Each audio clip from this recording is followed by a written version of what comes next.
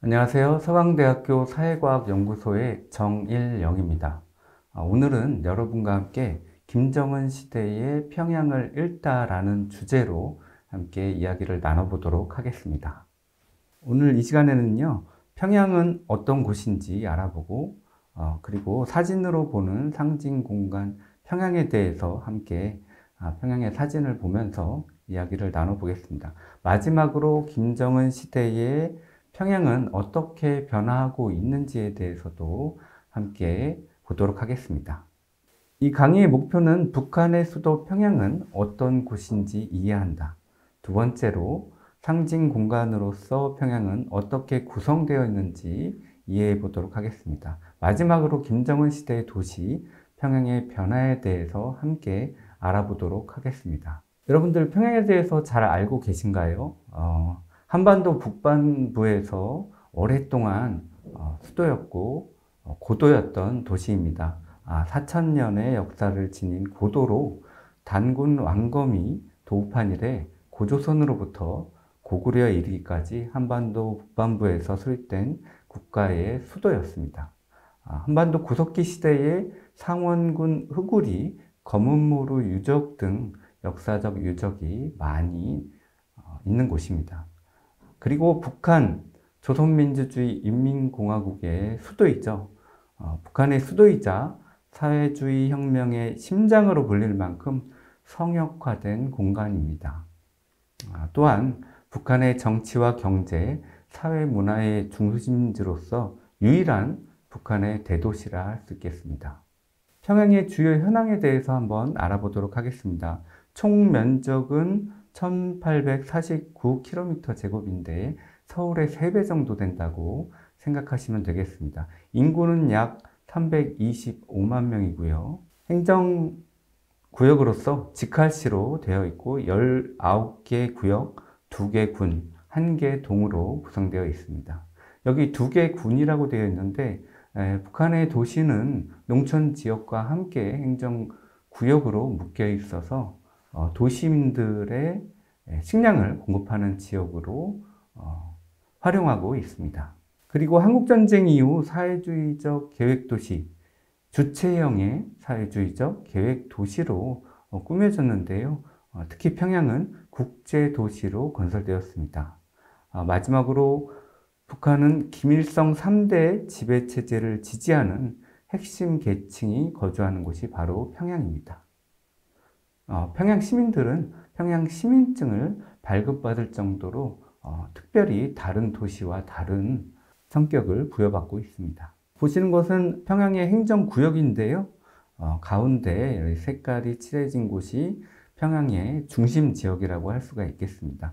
대동강을 중심으로 우리 서울에서 강남, 강북 이렇게 부르는 것처럼 북한도 대동강 이북 지역을 강북, 대동강 이남 지역을 강남이라고 부른다고 합니다. 왼쪽에 강남군이 또 있고 오른쪽에 큰 면적의 강동군이 위치해 있습니다. 이 2개 군이 평양 시민들의 먹거리를 보급하는 지역으로 농업지역으로 되어 있습니다. 그렇다면 북한은 스스로 평양을 어떻게 정의하고 있을까요?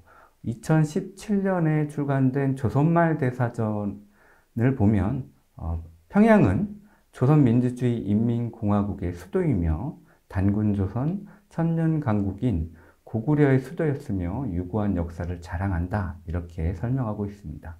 또한 온 조선 인민의 심장이며 사회주의 조국의 수도이며 혁명의 발원지라고 규정됩니다. 특히 혁명의 영재이시며 민족의 태양이시며 전설적 영웅이신 위대한 수령 김일성 동지께서 탄생하시어 혁명의 큰 뜻을 키우신 역사의 땅이다 라고 북한 스스로 평양을 규정하고 있습니다. 좀 낯설은 표현이죠. 그만큼 평양이 김일성을 중심으로 성역화된 곳이다 라고 할 수 있겠습니다. 마지막으로 조선노동당 중앙위원회와 공화국 정부가 자리 잡고 있는 사회주의 조국 선군조선의 수도이며 우리의 혁명의 발원지라고 북한 스스로 조선말 대사전에서 정의하고 있습니다. 보시는 사진은 한국전쟁 이후에 평양이 파괴된 상태에서 새롭게 평양을 재건하기 위해 만든 도시 계획도입니다. 이와 같이 널찍널찍하게 큰 길을 낸 것이 보이시죠? 이렇게 위성 사진으로 찍은 것을 보면 1953년 7월 27일에 정전협정이 맺어진 이후에 평양을 재건하는 과정 속에서 이렇게 새로운 도시로 평양을 탈바꿈했다라고 할 수 있겠습니다. 보시는 것과 같이 평양의 상징구역으로 대표되는 대동강을 중심으로 김일성 광장이 위편에 있고 아래편에 주체 사상탑이 보이게 됩니다. 이곳이 바로 우리가 방송에서 북한의 군중 시위나 백불 시위, 여러 가지 행사들이 열리는 상징 공간이라고 할 수 있겠습니다.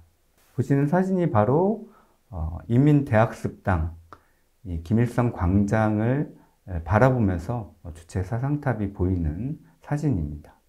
북한의 도시 건설은 주로 거리를 중심으로 개발이 됩니다. 우리가 북한에 어떤 거리가 건설됐다, 초고층 빌딩이 어떤 거리에 있다 라는 뉴스들을 보게 되는데요. 보시는 지도와 같이 광복거리, 청춘거리, 천리마거리 등등 여러 가지 북한이 강조하는 이념이나 개념들을 거리의 이름으로 붙여서 이렇게 개발을 해왔습니다. 이 사진은 남북관계가 교류 협력이 왕성하게 진행되던 시기에 평양을 갈 수 있었어요. 그래서 당시에 우리 통일부가 평양의 시가지를 이렇게 안내도로 만든 지도입니다. 보시는 바와 같이 대동강을 중심으로 위편에 능라도, 아래편에 양각도가 위치해 있습니다. 그리고 두 개의 지하철이 가는 모습이 이렇게 위편에 녹색으로 되어 있는 부분과 세로로 길게 뻗어 있는 지하철이 보이고 있습니다. 이 부분은 뒤편에서 제가 한번 북한의 인공위성 사진을 보면서 다시 한번 확인해 보도록 하겠습니다. 이번에는 사진으로 보는 상징공간 평양에 대해서 알아보도록 하겠습니다. 제가 2005년에 1박 2일로 평양을 방문했던 사진들을 보면서 함께 평양의 상징구역들 그리고 평양이 자랑하는 관광지역을 돌아보도록 하겠습니다. 여기 방문증이 있죠. 우리가 해외를 나갈 때는 여권을 가지고 나가는데 북한을 방문할 때는 이렇게 통일부에서 발급하는 방문증을 가지고 북한을 방문하게 됩니다. 왜 그럴까요?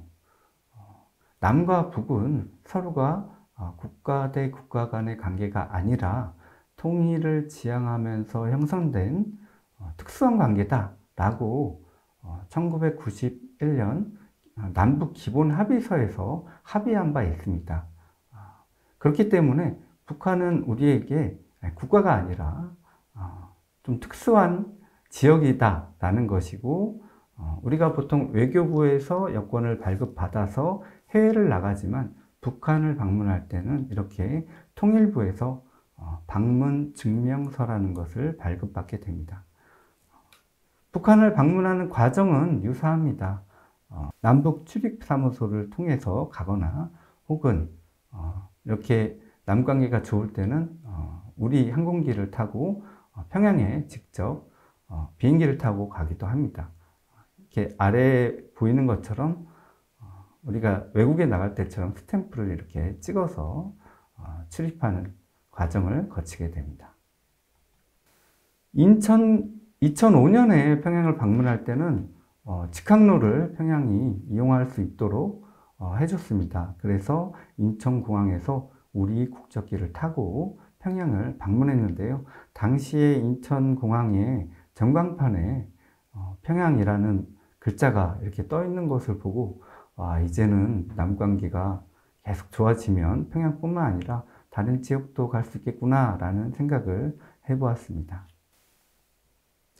이제 평양에 거의 도착해서 비행기에서 평양 순안공항 주변의 모습을 사진으로 찍은 것인데요. 보시는 것처럼 농촌 지역이 가을 추수를 하는 모습을 볼 수가 있고요.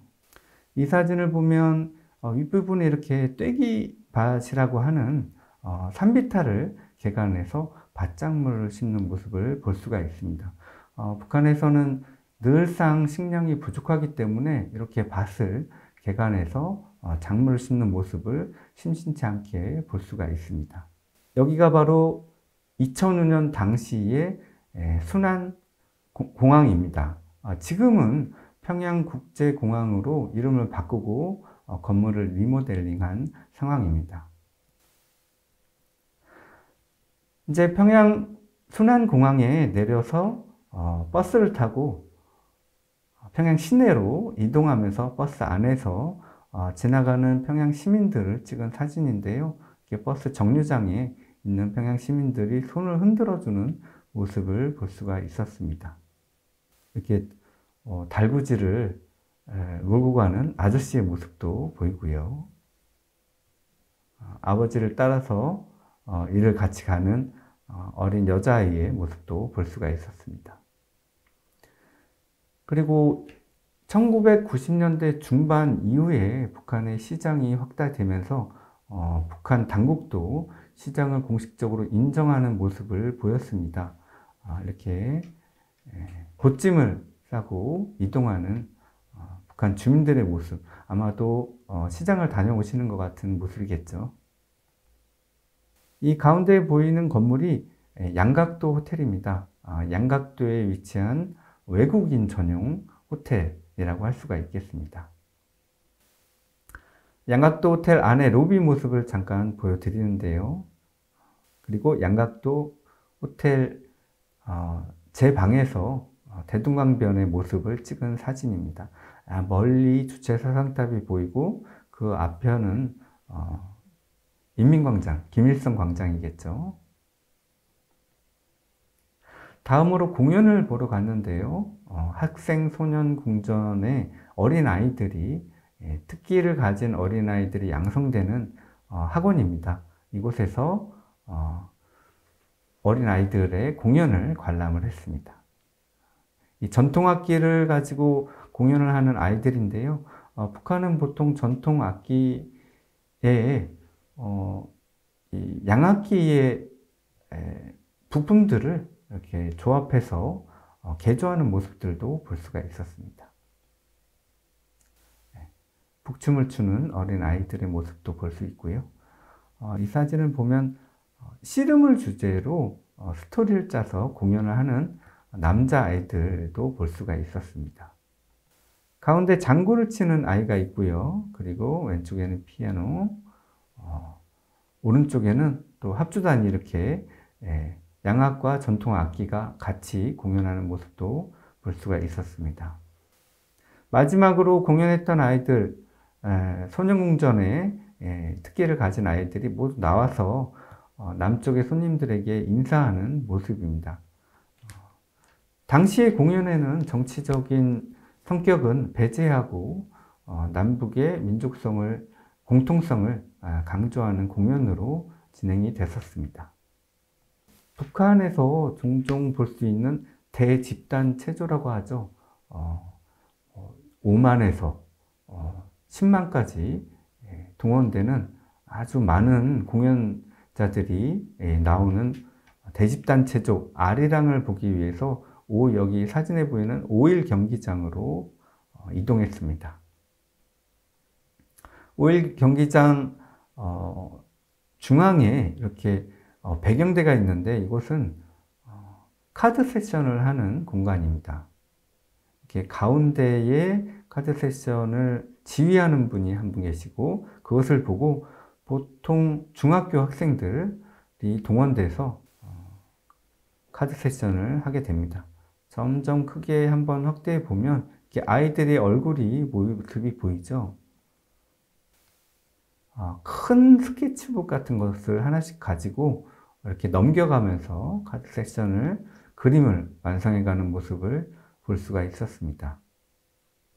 공연은 연령대별로 아이들부터 시작해서 중학생 그리고 대학생까지 공연하는 모습을 볼 수가 있었습니다. 이게 전통 놀이 공연도 있었고요. 앞서 어린아이들의 공연과 같이 아리랑 공연도 가능하면 정치색을 서로 배제하고 공연을 진행하는 모습을 볼 수가 있었습니다.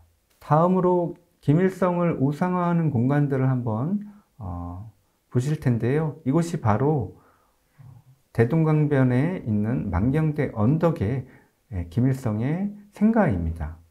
보통 북한의 주민들, 지방에서 올라온 주민들, 학생들이 이렇게 만경대 생가를 관람하는 모습을 볼 수가 있었습니다. 생가의 모습은 그렇게 특별한 곳은 없었고요. 농촌 지역에 있는 초가집 모습 정도라고 할 수가 있습니다. 이 가운데 있는 것이 어린 시절의 김일성이고요. 왼편에 김일성의 아버지 김영직 그리고 어머니 강반석의 사진이 놓여져 있었습니다. 또 다른 김일성 우상화 공간이라고 한다면은 김일성과 관련돼서 많은 대규모의 큰 건축물들이 건설이 되었는데요. 여기 보시는 것이 높이 170m로 알려져 있는 주체 사상탑입니다. 이 아래에서 엘리베이터를 타고 이렇게 이 봉화 있는 데까지 올라갈 수 있다고 합니다. 밤에는 불이 켜져서 평양 시내를 밝힌다 라고 합니다. 제가 사진을 찍었는데 너무 커서 다 사진에 담지를 못할 정도로 큰 개선문의 모습입니다. 북한의 세계 기록으로 남을 수 있을 정도로 큰 건축물들이 있다고들 하는데요. 앞서 본 주체사상탑과 여기 보시는 개선문이 그런 건축물이라고 할 수가 있겠습니다. 그리고 보시는 것은 금수산 기념궁전입니다. 태양궁전이라고도 부르는데요. 김일성이 집무실로 사용을 하다가 김일성이 사망한 이후에는 거대한 묘소가 된 곳이 이곳입니다. 이곳도 성역화된 지역이기 때문에 공원화되었고요. 북한 주민들이 국경일이나 국가 행사가 있는 날에는 이렇게 모여서 어린 아이들이나 주민들이 행사하는 모습을 볼 수가 있었습니다. 다음으로 김정은 시대의 평양은 어떻게 변하고 있는지 한번 알아보도록 하겠습니다. 사실은 2012년에 김정일이 사망하기 전에 북한을 강성대국으로 건설하겠다라고 주민들에게 약속을 했었습니다. 그런데 2011년에 김정일이 사망하면서 이 약속을 어떻게 지킬 것인가 라는 것이 조선노동당의 고민이었는데 김정은이 새롭게 집권하면서 평양을 먼저 사회주의 성경으로 건설하겠다라고 하면서 평양에 건설 붐이 일어나게 됩니다. 그래서 대규모 건설 사업이 정말 빠르게 속도전으로 진행되는 모습을 볼 수가 있었습니다. 2012년 4월에 김정은이 사회주의 강성국가 건설의 요구에 맞게 국토관리 사업에 혁명적 전환을 가져올 때 대하여 라는 논문을 발표하게 되고 건설 부문 일꾼 대강습을 개최하면서 건설의 붐을 일으켜라. 주체 100년대의 건설의 최전성기 대번영기를 강조하면서 건설을 다그치게 됩니다. 여기 보시는 게 2010년에서 2013년 김정은이 현지 지도한 사례를 보게 되면요. 김정은이 집권한 이후에 특히 건설과 유의오락시설을 많이 현지 지도했다는 모습을 볼 수가 있습니다. 2012년부터 북한에 많은 고층 아파트가 들어서게 되는데요.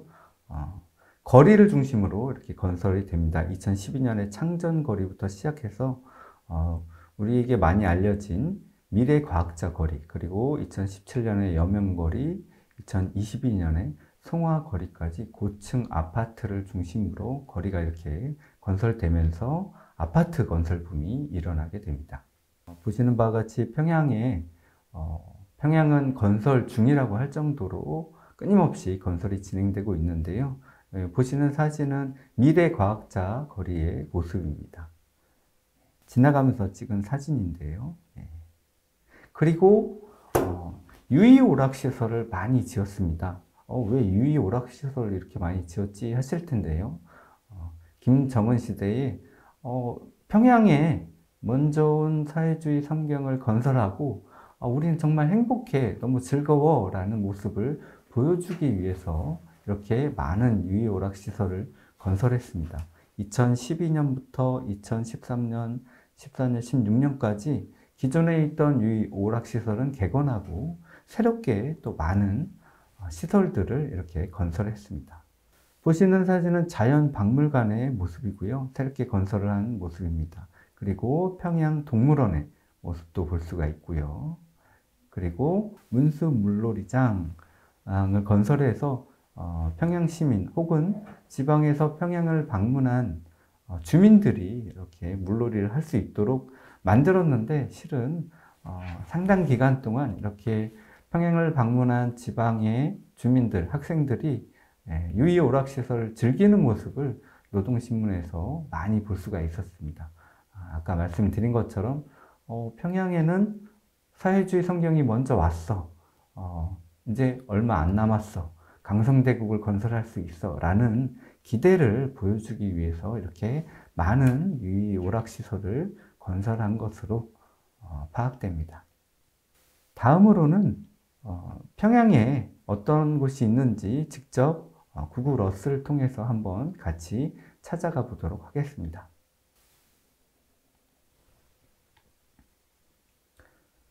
네, 보시는 사진이 평양의 모습인데요.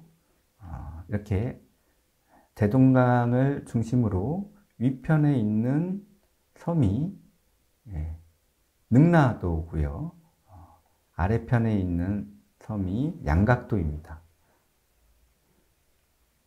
그리고 대동강과 보통강변을 따라서 이렇게 평양성이 만들어졌던 곳이 이 평양의 중심구역이라고 할 수가 있겠습니다. 그러면 아까 사진에서 봤던 김일성 광장을 먼저 보실까요?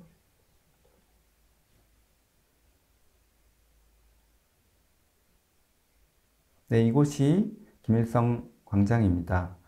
이민대학습당이 왼편에 있고 김일성 광장이 앞편에 주로 당 창건일이나 국가 건국일에 이 앞에서 행사하는 모습들을 우리가 종종 보게 되죠. 이 위편에 있는 것이 조선노동당사입니다. 국가의 핵심 시설들이 모여 있는 곳이라고 할 수가 있겠습니다. 그리고 대동강을 건너면 아까 말씀드렸던 주체 사상탑이 이렇게 위치해 있습니다. 다음으로 북한의 건설붐이 일어났다고 했는데요. 대표적인 미래과학자 거리를 한번 가보도록 하겠습니다. 이곳이 미래과학자 거리입니다. 좀 색다른 모양의 고층 빌딩도 보이고요.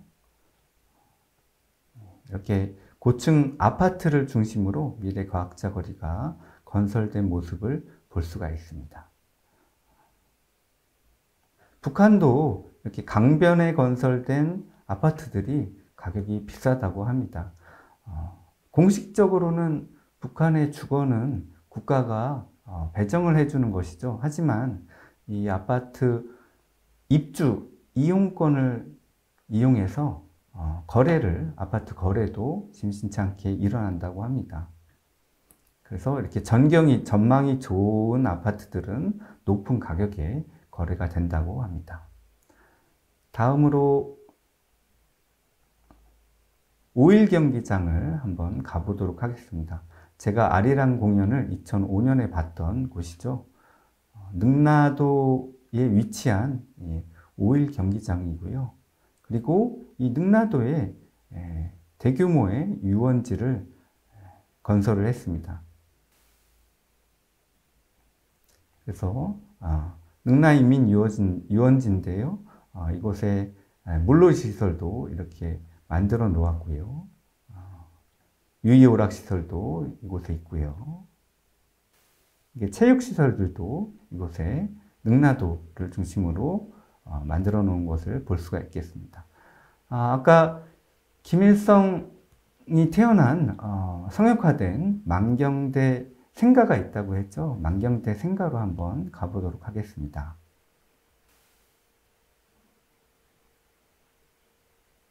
네, 이곳이 만경대 생가입니다. 아주 작은 초가집의 모습을 하고 있고요. 하지만 북한 주민들이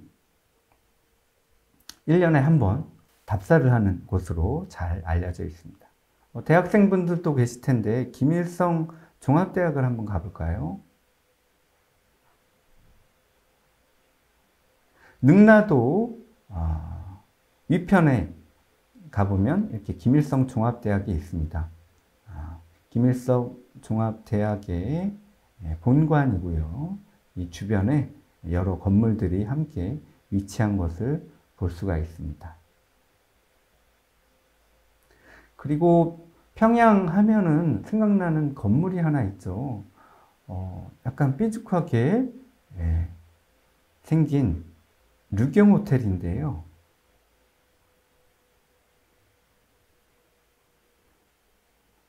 그 모양이 독특해서 아마도 많이 보신 분들이 있을 겁니다. 이곳은 지금은 외관은 완성된 것으로 알려져 있는데 내부는 아직 건설이 완성되지 않아서 운영되지는 않는 것으로 파악됩니다. 그리고 우리의 국회에 해당하는 만수대 의사당을 한번 가보도록 하겠습니다. 이곳이 만수대 의사당인데요. 이 만수대 의사당 옆에 보면 만수대 언덕에 여러분도 보신 분도 있겠지만 여기 김일성과 김정일의 거대한 동상이 있어서 많은 북한 주민들이 꽃을 바치는 모습들을 종종 볼 수가 있습니다. 그리고 김정은 시대에 특히 평양에서 과학기술을 강조하고 있는데요. 과학기술 전당은 어디 있는지 한번 가보도록 하겠습니다.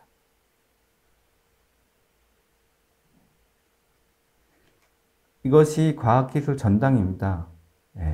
원자의 모습을 차용해서 만들었다고 하는 북한이 자랑하는 곳입니다. 많은 우리 북한의 학생들이 이곳에서 컴퓨터도 사용하고 과학기술과 관련된 과제도 하는 곳으로 알려져 있습니다. 그리고 마지막으로 자연박물관과 평양동물원을 한번 가보도록 하겠습니다.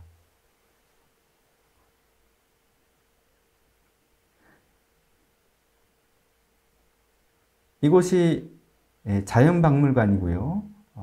이 옆에 보면 그저 거북이처럼 생긴 건물도 보이고, 그리고 이쪽으로 윗부분으로 오면 평양에 평양동물원이 위치해 있습니다. 네, 우리가 평양을 지금 가볼 수는 없지만 인공위성 사진을 통해서 한번 평양을 둘러보았는데요. 하지만 아까 보신 것처럼 이곳이 중심지역이고 평양의 전체의 모습은 훨씬 더 큰 모습을 하고 있죠. 이쪽이 강동군이고 이쪽이 강남군이고 중심지역에는 이렇게 대동강과 보통강변이 모여서 평양성을 중심으로 중심가가 형성되어 있다는 것을 알 수가 있습니다. 최근에는 북한은 강북 지역이 좀 더 발전해 있었는데 최근에는 이렇게 강남 지역에도 많은 건설이 진행되고 있다는 것을 인공위성 사진으로도 볼 수가 있습니다. 여기까지 인공위성을 통해서 평양을 한번 알아보았고요. 마지막으로 오늘 강의를 한번 정리해 보겠습니다. 평양의 꿈, 평양에 먼저 온 사회주의 성경을 건설하겠다라는 것이 김정은 시대의 평양의 변화라고 할 수가 있겠는데요. 하지만 대북 제재와 코로나19 팬데믹 상황에서 평양의 꿈을 북한 전역으로 확대시킬 수 있을까라고 생각해 본다면 아직까지는 어렵지 않을까. 평양과 다른 지역의 격차가 너무나 크기 때문에 우리가 주로 평양을 보면서 북한을 이해하게 되는데 실상은 평양 이외 지역의 경제적인 위기 상황은 매우 심각한 것으로 알려져 있습니다. 그래서 김정은 시대의 평양을 이해하는 것도 중요하지만 평양 이외 지역의 격차들, 우리 북한 주민들이 살아가는 모습들도 또 같이 배워가야 하지 않을까라고 생각합니다. 그럼 오늘 강의는 여기까지 마치도록 하겠습니다. 감사합니다.